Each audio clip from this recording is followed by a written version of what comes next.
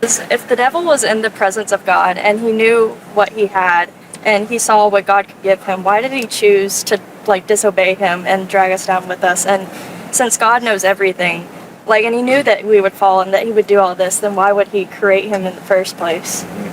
When you get a little bit of power, you want a little bit more. Just like Rockefeller said, when does man have enough money? When he has a little bit more. And so Satan loved that power. You just said the word choose. So yet again, it's to her great question. There was a choice there that Satan made because he had free will. So yet again, since the beginning of time, God was not creating robots just to follow him who were programmed. No, yet again, respect from the very get-go, from the very beginning. And so, did Satan have this incredible enjoyment of God and God's presence? I believe he did at first.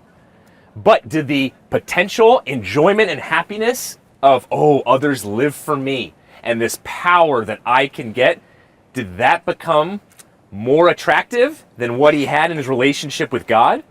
Yes, it did. Which is why he made that decision.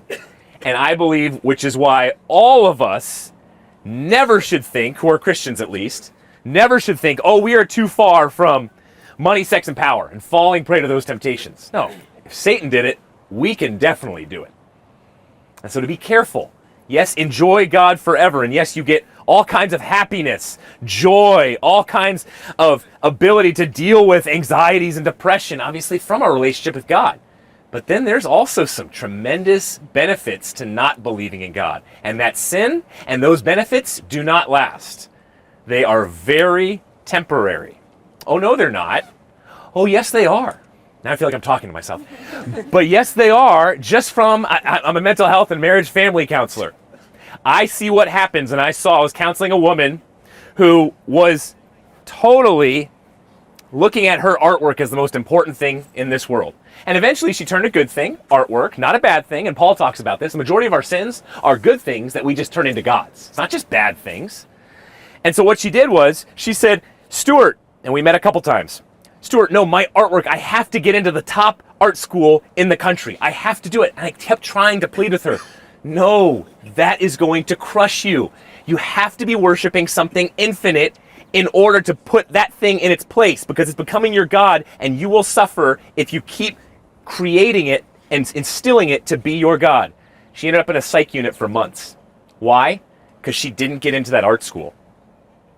I'd say probably that was a type of sin, where she created an idol, and that idol was art.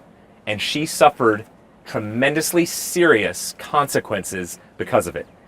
You want emotional health, you want physical health, you want spiritual health, you want relational health, put God number one, and then you get to enjoy all of the great consequences that come from it. You okay now? The topic of why Satan rebelled despite knowing God and his benevolence is a fundamental one that addresses the essence of free will, the dilemma of evil, and God's ultimate plan for humanity. Many people have been perplexed by this subject, but by delving further, we may obtain a better knowledge of the nature of God and Satan, as well as the reality of the spiritual war we all confront. To comprehend Satan's rebellion, we must first examine the essence of free will. God created angels with free will, just like people, which allows them to choose between obedience and disobedience. Free will is a gift that facilitates true love and relationship. Without it, there would be no genuine option between loving and following God, and our connection with him would be robotic and meaningless. Satan, who was initially formed as a strong and handsome angel, commonly identified with the image of Lucifer in Christian mythology, had the ability to select his own course. Unfortunately, he chose ego over service, preferring to be like God.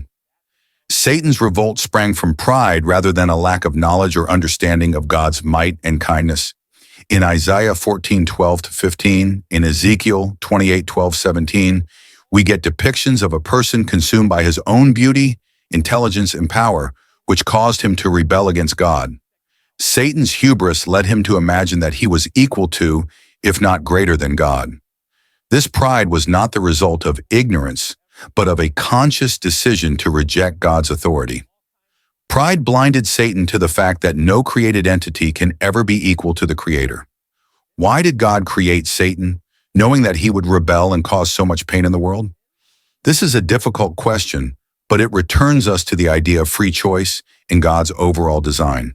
God, in his omniscience, knew what would happen, but he also understood that giving creatures free will was the only way to achieve true love and genuine intimacy. Without the option of revolt, love and loyalty are useless. God accepted Satan's disobedience because he knew that in the end, his intentions would win, and that through Christ he would bring salvation not only to mankind, but to all of creation. God's plan involves Satan's final defeat and the restoration of creation.